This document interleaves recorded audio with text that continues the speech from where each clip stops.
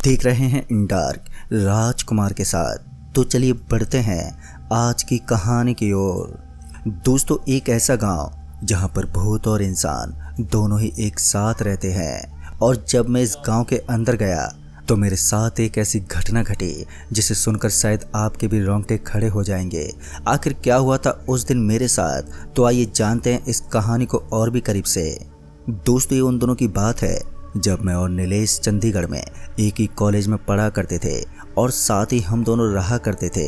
एक दिन हम दोनों बैठकर स्टडी कर रहे थे कि तभी नीलेश के मोबाइल पर कॉल आ गया। नीलेश ने जब फ़ोन देखा तो फ़ोन पर उसके पापा थे और अपने पापा से बात करने के बाद उसने जब फ़ोन रखा तो मुझे बताया कि उसकी शादी के कुछ ही दिन रह गए हैं और कल की सुबह ही ट्रेन पकड़कर उसके लिए आने को कहा है। कि तभी नीलेश ने मुझसे कहा कि भाई तू भी चल मेरे साथ मेरे गांव मेरी शादी में तहलका मचाने। जिस पर मैं नीलेश से बोला, यार तुझे तो पता है ना मेरा इसी हफ्ते मेरा एग्ज़ाम है। इस पर नीलेश ने कहा कि हाँ भाई वो तो मालूम है, पर तुम 8 अप्रैल को पेपर देने के बाद शाम की ट्रेन से मेरे गाँव आ जाना। 9 अप्रैल को मेरी शादी है। इस पर मैंने कहा हाँ भाई ठीक है, मैं आ जाऊँगा। फिर अगले दिन सुबह नीलेश अपने गांव जाने के लिए सुबह की ट्रेन पकड़कर गांव चला गया और मैं अपने एग्ज़ाम की तैयारी में लग गया। धीरे धीरे अब वो दिन भी आ चुका था जिस दिन मेरा एग्ज़ाम था। सुबह 10 बजे एग्ज़ाम देने के लिए मैं निकल गया और जब मैं एग्ज़ाम देकर बाहर निकल रहा था कि तभी मेरे फ़ोन की रिंग बजने लगी।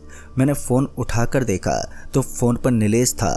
मैं जैसे कॉल उठाने वाला था कि तभी नीलेश का फ़ोन कट हो गया और जैसे मैं नीलेश को फ़ोन करने ही वाला था कि तभी नीलेश का फ़ोन दोबारा आ गया। तो मैंने फ़ोन उठाया तो नीलेश ने कहा भाई एग्ज़ाम कैसा गया। जिस पर मैंने कहा हाँ भाई बहुत अच्छा गया है। मैं अभी इतना बोल ही रहा था कि तभी नीलेश ने कहा कि भाई शाम के 6 बजे की ट्रेन है और उसे पकड़कर जीगन स्टेशन पर उतर जाना और वहाँ पहुँच तुम कॉल करना। फिर मैंने कहा ठीक है भाई, मैं अभी रूम पर जा रहा हूँ, कुछ समय में यहाँ से स्टेशन की तरफ निकलूंगा। इतना बोलने के बाद नीलेश ने कहा ठीक है ध्यान से निकल जाना। इतना बोलकर नीलेश ने फ़ोन काट दिया और मैं कुछ ही समय में अपने रूम पर आ गया और नीलेश के घर जाने के लिए अपनी पैकिंग करने लगा। और शाम के 5 बजे मैं चंडीगढ़ स्टेशन की ओर ऑटो पकड़कर जाने लगा। स्टेशन पर पहुंचकर समय देखा तो 5:45 हो रहे थे, यानी कि 15 मिनट बाद यहाँ से ट्रेन निकलने वाली थी। फिर मैंने ऑटो वाले को पैसे दिए। पैसे देने के बाद मैं स्टेशन के अंदर आया तो मैंने देखा कि ट्रेन प्लेटफार्म पर लगी हुई है, यानी कि कुछ ही समय में ट्रेन यहाँ से निकलने वाली थी। और तभी मैं टिकट लेकर ट्रेन के अंदर चढ़ गया तो मैंने देखा कि ट्रेन के अंदर सिर्फ इक्का दुक्का ही आदमी थे। फिर मैं खिड़की के पास वाली सीट पर जाकर बैठ गया कि तभी ट्रेन ने एक हॉर्न दी और कुछ ही समय में यहाँ से ट्रेन निकल गई। और इसी बीच ट्रेन ने भी अब अपनी रफ्तार पकड़ ली। अब मुझे यहाँ से 12 घंटे का सफ़र तय करना था और मैं सुबह से भाग दौड़ कर ही रहा था तो मैं बहुत ही ज़्यादा थक गया था। मैं खिड़की के पास बैठा था तो खिड़की से बहुत ही ठंडी हवा आ रही थी और इसी बीच मेरी कब आँख लग गई मुझे पता ही नहीं चला। फिर जब मेरी आँख खुली तो मैंने अपने हाथ में लगी घड़ी पर देखा तो सुबह के 5 बज रहे थे। अब मुझे जिगरपुर स्टेशन पर पहुँचने में अभी 1 घंटा था कि तभी किसी ने आवाज़ दी चाय चाय ले लो चाय। फिर मैं उस आदमी से चाय लेकर पीने लगा। चाय पीने के बाद मैंने नीलेश के पास फ़ोन किया पर नीलेश का फ़ोन नॉट रीचेबल बता रहा था।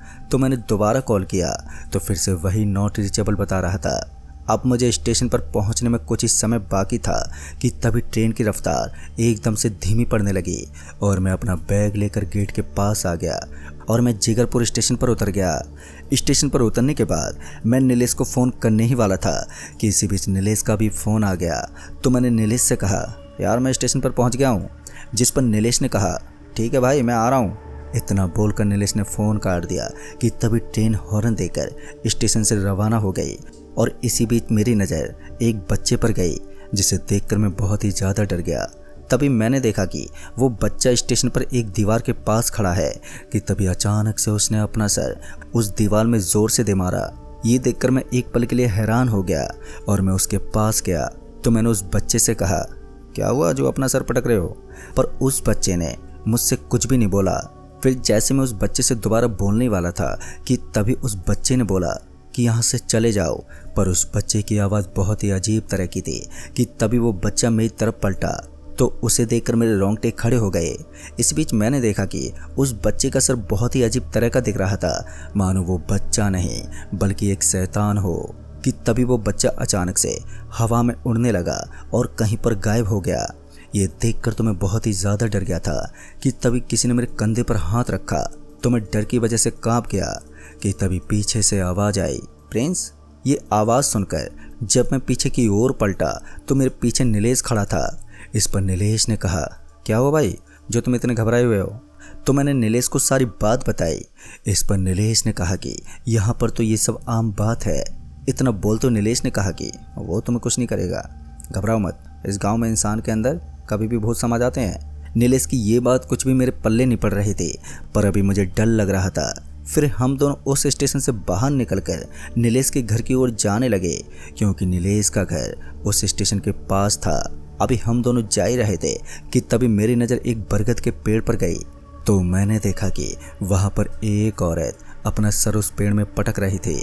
अभी मैं उस औरत को ही देख रहा था कि तभी वो औरत मेरे पास आकर सामने खड़ी हो गई और उस औरत के सर से खून निकल रहा था और वो बहुत ही भयंकर दिख रही थी।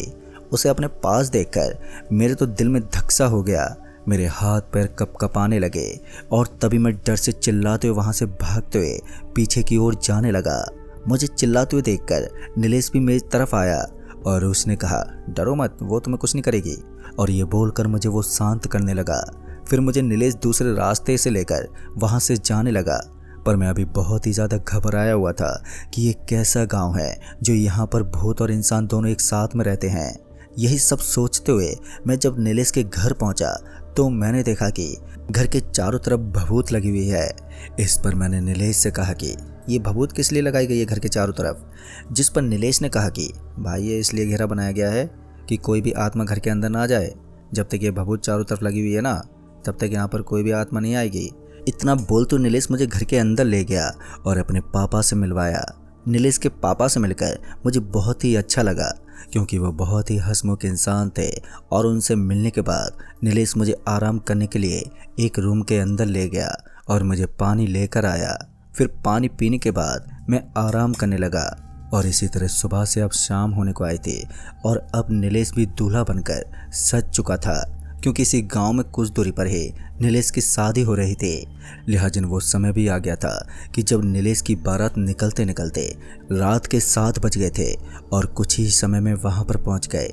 तो मैंने देखा कि जैसे नीलेश के घर पर भभूत का घेरा बनाया गया था, उसी तरह यहाँ पर भी भभूत से घेरा बनाया गया है। ये देखकर मैं बहुत ही ज़्यादा खुश हो गया कि यहाँ पर अब कोई भी आत्माएं नहीं आ पाएंगी। यही सोचकर मैं घर के अंदर गया और अभी तक सब कुछ अच्छे से चल रहा था।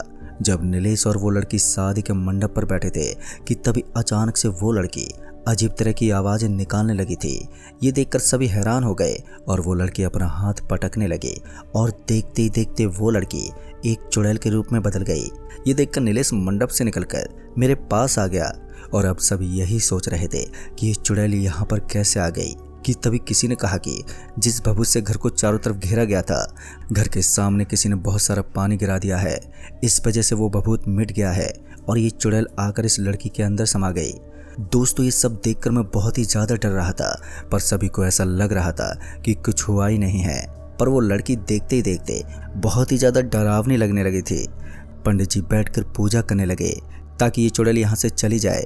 पंडित जी पूजा अभी कर ही रहे थे कि वो चुड़ैल पुजारी को घूरने लगी और अब उस लड़की की आंखें लाल हो गई थी। पंडित जी पूजा करने के बाद उस लड़की के हाथ में एक ताबीज़ बांध रहे थे कि उस लड़की ने पंडित जी का पैर पकड़कर फेंक दिया और पंडित जी वहाँ से कुछ दूर जाकर गिरे। ये देखकर तो सभी लोग बहुत ज़्यादा डर गए कि तभी पंडित जी ने कहा कि उस लड़की को पकड़ो। पर अब किसी की हिम्मत नहीं हो रही थी कि कोई भी उस लड़की को पकड़ ले। उस लड़की को पकड़ने के लिए 4 लड़के भी गए। तो अब वो चुड़ैल बहुत ही गुस्सा हो गई थी कि तभी उस चुड़ैल ने एक लड़के का गला पकड़ लिया। कि तभी पुजारी ने उस लड़की के ऊपर गंगाजल छिड़कना शुरू कर दिया। तो उस लड़की ने उस लड़के का गला छोड़ दिया। गंगाजल छिड़कने के बाद वो चुड़ैल कमज़ोर पड़ने लगी। कि तभी पंडित जी ने उस लड़की के हाथ पर वो ताबीज़ बांध दिया। पंडित जी के ताबीज़ बांधते ही वो चुड़ैल उस लड़की को छोड़कर चली गई और ये सब देखकर मैं बहुत ही ज़्यादा डर रहा था। चुड़ैल के जाने के बाद नीलेश की शादी की रस्में फिर से चालू हो गई और देखते ही देखते अब सुबह भी हो गई थी। शादी होने के बाद हम सभी घर लौट आए अभी मैं नीलेश के घर जैसे पहुंचा ही था कि तभी मेरे मोबाइल पर कॉल आया। तो मैंने देखा कि मम्मी का कॉल आ रहा था। मम्मी से बात करने पर पता चला कि पापा की तबीयत बहुत ही ख़राब है, इसलिए फ़ौरन ही मुझे वहाँ से निकलना पड़ रहा था। फिर मैंने नीलेश को सारी बात बताई तो नीलेश ने कहा ठीक है भाई, जाओ और पापा का इलाज करवाओ। नीलेश से परमिशन लेने के बाद मैं वहाँ से अपने घर लौट आया तो मैंने पाया कि पापा की तबीयत सच में ख़राब है। और फिर कुछ दिनों के बाद पापा की तबीयत भी ठीक हो गई और आगे चलकर सब कुछ ठीक रहा। पर दोस्तों, वो कैसा गांव था जहां के लोग भभूत लगाकर घर के अंदर रहते हैं और अगर कोई नया इंसान उस गांव के अंदर चला जाए तो उसकी मौत पक्की है। तो दोस्तों, इस कहानी में बस इतना ही। कहानी आपको पसंद आई हो तो वीडियो को लाइक शेयर ज़रूर कर दें और साथ ही हमें नीचे कमेंट बॉक्स में ज़रूर बताएं। तो मैं आपका दोस्त राजकुमार जल्द ही मिलूँगा ऐसी एक और नई कहानी के साथ। तब तक के लिए बाय एंड टेक केयर।